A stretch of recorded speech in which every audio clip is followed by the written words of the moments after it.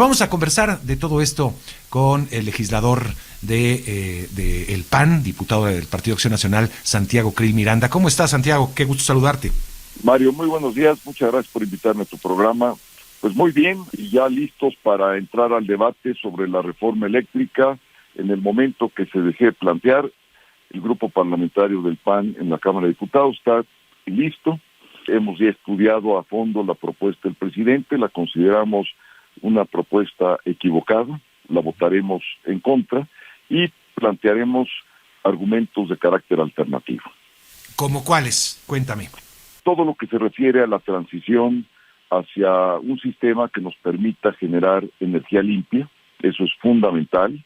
Tenemos todos los recursos en nuestro país, particularmente de viento y de sol, para poder aprovechar esos recursos que no cuestan y que además son los recursos del futuro para generar energía barata, que eso es fundamental para los consumidores de energía en el país, desde las casas habitación hasta la industria grande. Aparte de que no cuesta esa energía, cuesta las inversiones, por supuesto, la tecnología y las plantas, pero lo que no cuesta es el insumo, porque pues no tiene precio como sí tiene precio el petróleo, el combustóleo o el gas, o el carbón. Y por otra parte, también es muy importante que podamos aprovechar todos los esquemas de modernización que se han dado del año 2013 a la fecha. Hay muchas cosas que tecnológicamente han pasado que debemos de seguir incorporando en nuestra legislación.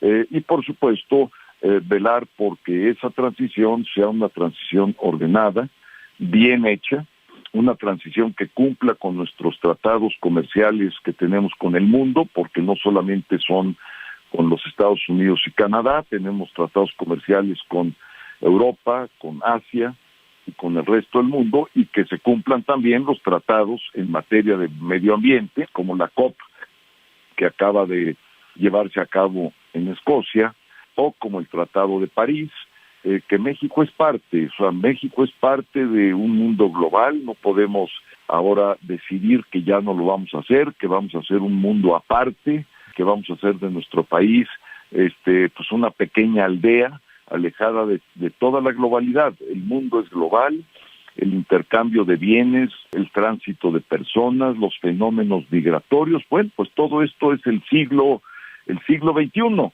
y tenemos que partir de esa realidad y vamos a sacarle el mejor provecho, porque lo que sí no podemos seguir haciendo es dependiendo del gas que nos pueda proveer Estados Unidos. El 70% de lo que consumimos en materia de gas proviene de Estados Unidos. Tú imagínate el grado de dependencia que seguiríamos teniendo si no aceleramos el proceso de transición en materia de estas energías. Y tú imagínate, por ejemplo, en los estados del norte, todos los paneles solares que podríamos poner en estos parques solares, en estas granjas solares que se les llama, en el estado de Chihuahua, en el estado de Sonora, en los estados de Baja California Norte, en el estado de Baja California Sur, todo lo que podríamos aprovechar del viento en el sur, sureste, en el norte, en todo lo que son las zonas de las costas, y esto podría realmente llevarnos a ser autosuficientes, eventualmente, al curso de varias décadas, si nos comprometemos con esta transición, y ya no seríamos dependientes como ahora lo somos, porque fíjate tú la paradoja, lo que quiere hacer el presidente de la República es plantear que México sea soberano en materia de energía.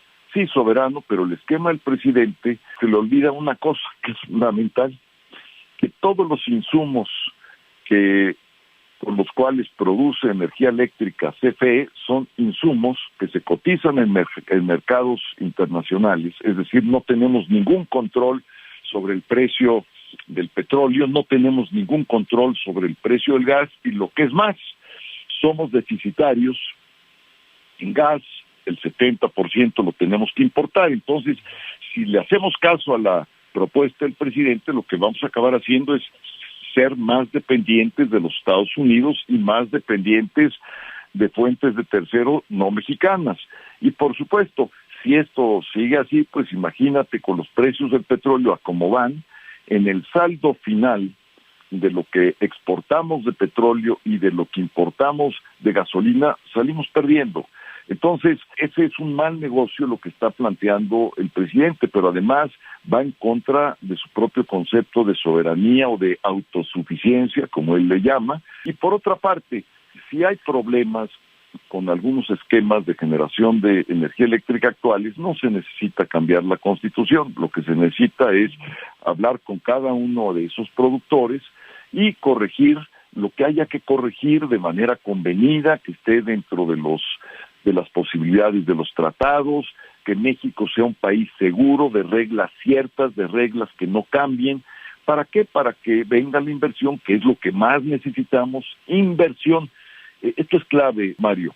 Si no hay inversión, no hay industria, y si no hay industria, no hay empleos, y si no hay empleos, no hay salarios, y si no hay salarios, no hay pago de impuestos, y si no hay pago de impuestos, no hay ingresos para que el gobierno pueda utilizarlos en los programas sociales.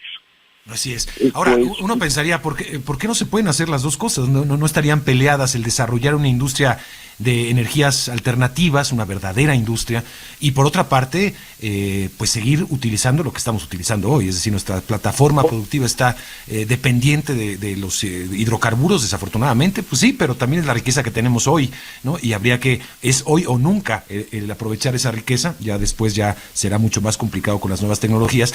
Y estamos viendo esa dependencia en todo el mundo, es decir, no es nada más México que tiene una dependencia al gas o a los hidrocarburos. Estamos viendo lo que está pasando a nivel internacional por Rusia, ¿no? Y todo lo que está complicando a los países de Europa que son altamente dependientes a Rusia en los hidrocarburos y en el gas específicamente. Es decir, estamos en esa transición donde podrían coexistir, me pregunto, un proyecto de inversión fuerte, robusto para el futuro, y el otro de aprovechamiento de lo que tenemos hoy.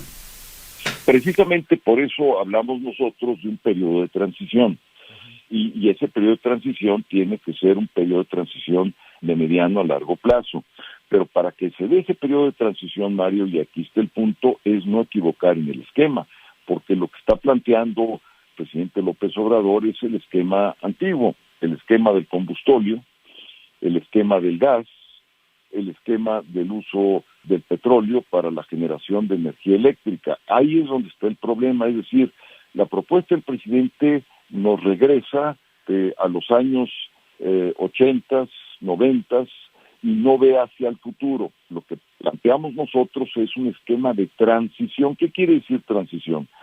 Que vayamos utilizando los dos esquemas, justamente como tú lo dices, de una manera paulatina, pero con un cierto calendario, en donde podamos ir a buscar las inversiones que nos hacen falta para que ese tránsito pueda irse acelerando. Hay países, por ejemplo, que ya están marcando la fecha del 2030 como una fecha importante, que podamos aprovechar toda la tecnología que existe en el mundo y, por cierto, desarrollar la propia. Para eso se requieren inversiones en ciencia y tecnología, en las universidades y en los centros de investigación, que eso es la modernidad, porque finalmente la modernidad es el conocimiento. Y hoy en día, más que una soberanía energética, fíjate muy bien esto, Mario, más que una soberanía en materia de energía, necesitamos una soberanía en materia de conocimiento. Fíjate lo que pasó con las vacunas.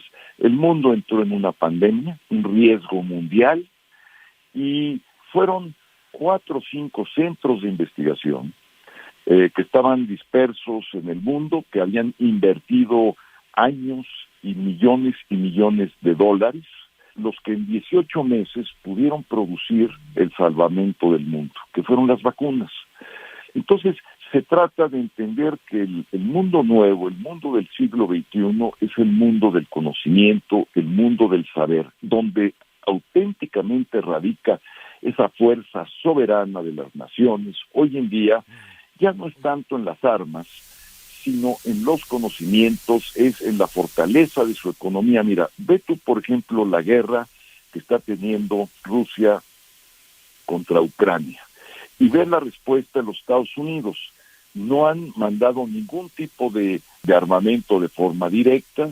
Estados Unidos no ha entrado al conflicto, digamos, con tanques, con aviones, simplemente ha tomado medidas de carácter económico que muchas veces son más letales desde el punto de vista de estrategia y desde el punto de vista de poder que las propias armas. Es decir, el mundo del siglo XXI ya cambió, y tiene que tener otras coordenadas, tiene que interpretarse de otra manera. Entonces el problema de López Obrador es que se ha quedado en un mundo viejo, en un mundo ya caduco, en un mundo del siglo XX y no del siglo XXI.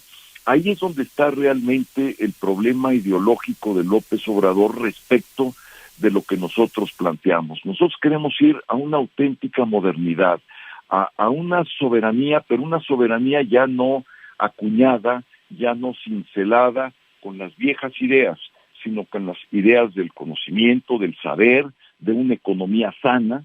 ¿Cómo es posible, por ejemplo, de cambiarle las reglas del juego a todas las inversiones que se han hecho en esta materia por parte de inversionistas privados que representan, Mario, alrededor de 40,000 millones de dólares?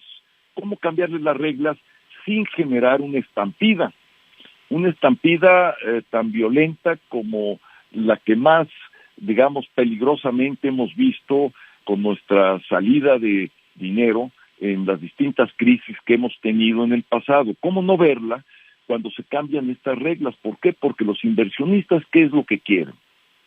Quieren seguridad, estabilidad, reglas ciertas, seguras, para que puedan con esas reglas, con ese orden jurídico, hacer sus planeaciones de largo plazo, es decir, poder traer ahorros de otras partes del mundo que no tenemos, que no contamos, para que esos ahorros se traduzcan en financiamientos de largo plazo y esos financiamientos les sirvan al país. Mira, en el siglo XIX, en México, se construyeron los ferrocarriles nacionales y, por cierto, que casi no ha habido, digamos, kilómetros de más de los que construyó, de los que se construyeron en el siglo XIX. Bueno, esas construcciones se hicieron con ahorros de escoceses, de ingleses, de franceses, de holandeses, de belgas, que habían invertido en bancos europeos fundamentalmente, y esos bancos europeos con esos ahorros pudieron financiar la construcción de los trenes, del sistema